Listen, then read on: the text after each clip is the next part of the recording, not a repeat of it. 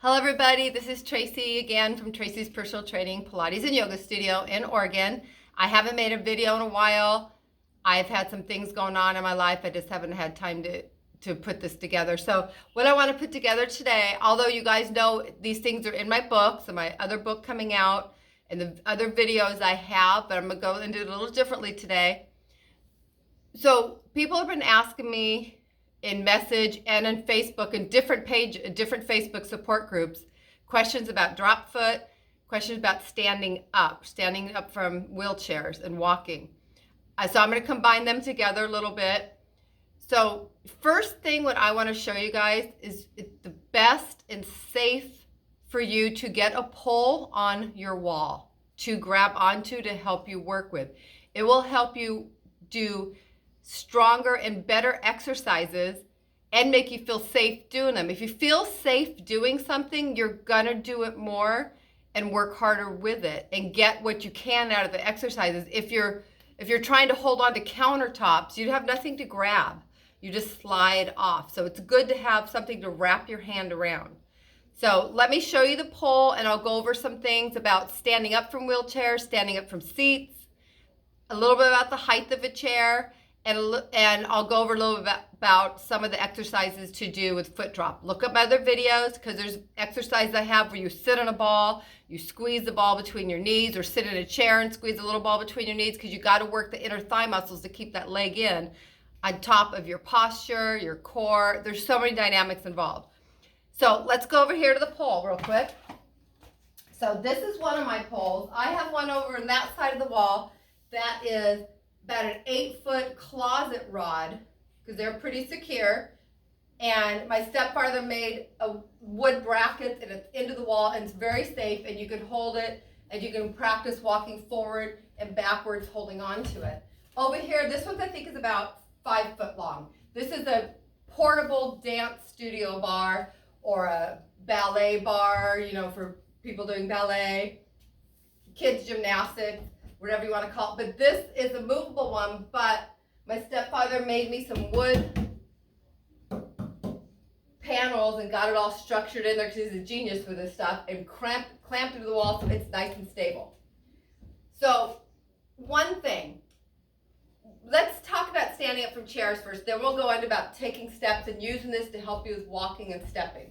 Okay, I've talked in my books, in the course I wrote, in my other videos about your size of chairs. With the wheelchairs, often in the wheelchairs, patients or clients or people kind of sink into it. You want to get your posture up. So even right now you can see in this chair, I'm kind of sunk into it. That's why I use pads to slide in the chairs to make myself high enough to function with, because you have the muscle, the psoas muscle, which I always talk about.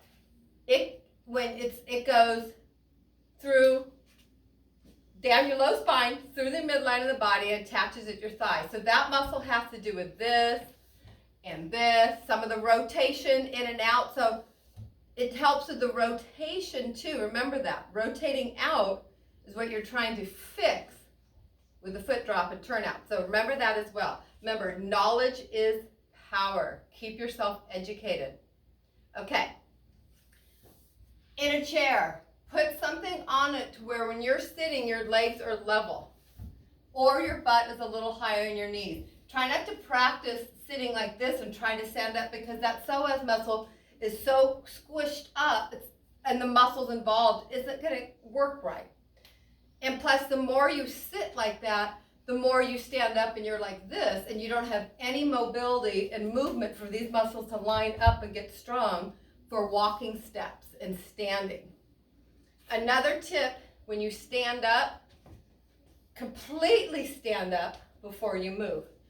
Often people, they stand up and they get to about here, they grab their walkers and they start moving, or their cane, or if they don't have anything they use, they just start walking here. So get yourself up, ground your feet, get stable standing, and then start taking your steps. That also will help you with walking and standing, coordination, and balance. The pole. Okay, if you're in a wheelchair or you're just having, maybe you have a walker, or cane, or a hemi walker, or whatever you're using, and you're not stable getting up, if you want to practice standing and getting stable, take your chair near the pole. Remember, you can buy them on Amazon. They go right into the wall. If you Google senior stability bars or safety bars, you'll see all kinds of things come up. Or you can go to dance studios, places, or dancing rod poles, something where there's something on the pole. It could be as long as you want. I think you get more out of it if it's longer, but not everybody has that room, because the longer the pole, the more you can work on walking backwards and forward and sideways steps securely. Because remember, if you're holding onto countertops, it's smooth. You can't grab. So you're not going to be using all your power to, I'm going to walk, I feel stable, because you have this, you're going to be real timid. But if you have a bar, you can be a little safer and be a little more courageous and feel stronger and safer and be in the positions to strengthen yourself better. If you're kind of here holding on to things that aren't secure, it's going to limit yourself. So remember, these things are great to have. Okay.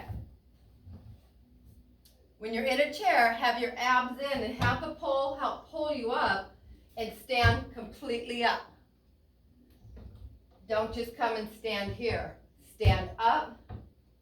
And when you get to the point, you can stand, stay by the pole stable, not all squished over, engage your abs, do not squeeze your buns, but you can tighten your tummy, but don't squeeze your bun. And practice just standing to get your balance. Don't do it bent over. And if you get a little more advanced, you can always stand sideways and do it and hold on. But main tips, have proper size seats you're working with. Complete your stand-up motion. Don't stay here and practice your walking. Get up here. Get this elongated. Think of when a baby learns to walk. It doesn't walk like this. It's upright. And what does it do? It grabs onto tables. It stands. It falls. It stands. It's not doing Tai Chi. It's not doing yoga poses. It's not doing all these fancy exercises. It's doing the natural movement. Stand up and get the brain trying to get the pathways naturally built back up to how your body developed naturally to begin with. Okay, so the practicing standing up. You can come to one end of the bar and you can take side steps, working on your side steps. You can go back and forth, different directions. Also, a tip with this as well, I forgot to say, when you do your standing up, anchor your feet in good position. Don't let your feet be kind of wonky and stand up. Look at the ground, anchor your feet while you're still sitting, get them so they look even, they're doing the same thing. Because remember, if a foot turns out, your hip turns out. The foot turning comes from here. That's why foot drop isn't so easy with just doing foot exercises, because you need to train this to bring that foot in so it can do the movement. So that's why it's more complex. So when people ask me what's the best exercise for foot drop, there's not just one or two best exercises. You have to get this structure balanced. You want your hips to come to here. You can't walk like this. You have to straighten all the core. You have to be tall. You need your feet, as best as you can to be lined up. Of course, if something hurts, you don't shove it in position.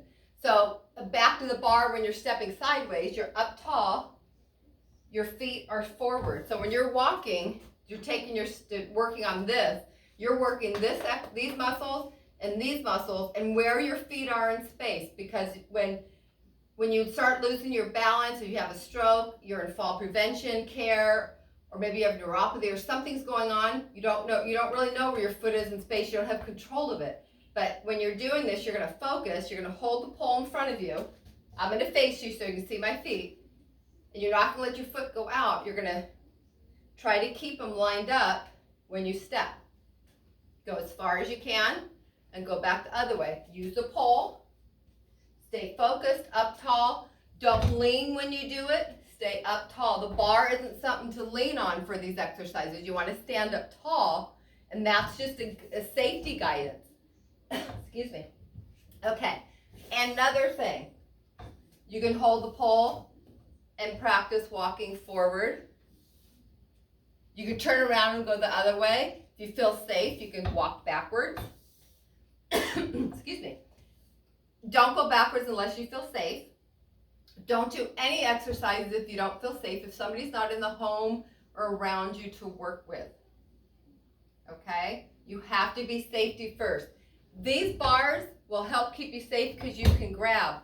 Also, when you start advancing and you can stand on some balance pads to work on balance and stability, as well as the Bosu balls and the balance discs I talk about in books and videos, you'll just get more advanced. But anytime you're with these things, when you're trying to balance, every time you have to like grab, you're retraining quick reaction time. You're getting your brain to communicate with your feet and your hands at the same time again, getting all that connection of proprioception and spatial awareness reconnected and trained. Some people, whether they're not stroke survivors, they're doing it for fall prevention because they've been falling or whatever reason, sports, maybe they hurt themselves, whatever's going on. Some people get it back quickly. Some stroke survivors, their balance comes back so quick and others don't. Everyone comes back differently, but no matter what, you have to keep working towards it. Now, when it comes to the balance for standing, sometimes it depends where the stroke or brain injury hit the brain. Sometimes it hits in a part of the brain that's more affecting the balance. Other times it's more muscular and mechanical, and it's neural because it needs to make new pathways and get those muscles moving again. But sometimes it's just the physical part getting it built back up with the brains and pathways. Sometimes it's actually something where the damage is interfering constantly with your balance. So there's different cases. Everyone's different. So when people ask me questions, I want to help so badly, but every case is different and everybody's situation is different. It depends what you have at home. It depends what you've been through. It depends your support system. Some people are athletes, no health issues before their stroke. Some people had health issues. Some have diabetes. Some have neuropathy. There's so many things that play into it. Now, one more thing. Often one arm's not working well for you, so you have to rely on the stronger arm that didn't get affected by the stroke. So when you stand up from chairs and you're pulling yourself up, you have to work harder because you just have that one arm to rely on. So it's really good to understand the muscles in the body. I speak about them, I teach about them, I write about them. On my Instagram and everything, I have anatomy pictures. They're everywhere. Anything about me I teach, I put the muscles in there because if you know the muscles and why you're doing things, it will make sense how it will help your body come back. So there's your tips for that. Line up your feet, watch your seat height. When you practice your stepping, keep your feet lined up. Remember, the hips play into the movement, just like your shoulders. If you look at my shoulders, I turn my hand back and forth. This whole girdle, my whole shoulder joint shifts in position. That's what's happening in your hip. When you turn that foot in and out, all these muscles and dynamics change. So if this foot's out and you can't get it in, a lot of it is deep structure right here that has to pull it back in. And that means doing core work, balance work, watching your posture, watch yourself when you sit. I've worked with people who their foot drop and turn out, and when they stand like this. When they sit like this. I'm like, put that foot where you want it to be, because where your body is most of the time is where your brain will want to go to. Most of the times. That's why you got to train it to get back here. So when you sit, if you're watching TV or if you're sitting in a wheelchair, if you can, get a pad. Some of my clients have got those pads, those cushion ones with a little hole in the back where it's by your bottom and gives a little relief from the sacrum, like desk cushions. You get them for the desk. They're secure, but they're a little firmer than just a pillow. Pillows just squish down. These work great in chairs. They don't always fit in wheelchairs, but they work good like in kitchen table chairs. Slides perfectly into this folding chair. The more you can keep your hips in this position when you're sitting and not like that, the more chance you're going to have for that system to work together. It's harder to get up and down when your butt is way below your knees. So there's your tips. I hope they help you. Remember, I'm Tracy Markley from Tracy's Personal Training and Pilates and yoga in Oregon. I have several books out there on stroke recovery. They're all on Amazon. My links are usually always in my post. I have Stroke Recovery, What Now, when physical therapy ends but your recovery continues. Tipping Towards Balance, a fitness trainer's guide to stability and walking. The Power of Your Spine. Where's my title? The Power of Your Spine, How Back Strength and Posture Pilots Your Entire Body. I have a picture on my wall. I recently did Stroke Recovery, Regaining Arm Movement Back. I have Dear Stroke, You Suck, The Journey of a Fitness Trainer and Stroke Survivor. And a book is coming out soon on walking gait. It got delayed a little bit because I have some things going on in my family right now. But I wanted it out in June, but it may take longer. So watch my videos, gain knowledge, understand movement. It will help you. Take charge of what you can do. Even if you have to fix that foot 100 times a day, the more you do it, the more those muscles will start releasing to that position.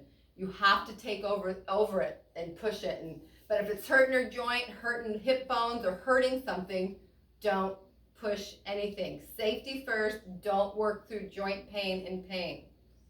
I don't believe in no pain, no gain. That's not a thing. It's a fancy talk that people put.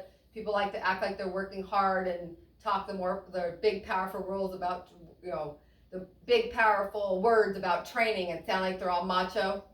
That's not what it's about. Know your muscles, know your movement, stay aware of what you're doing, be kind to yourself, feed your body and ligaments good nutrition, good minerals, vitamins, drink your water, and be safe. Get a bar. Hope it all helps. Have a great day.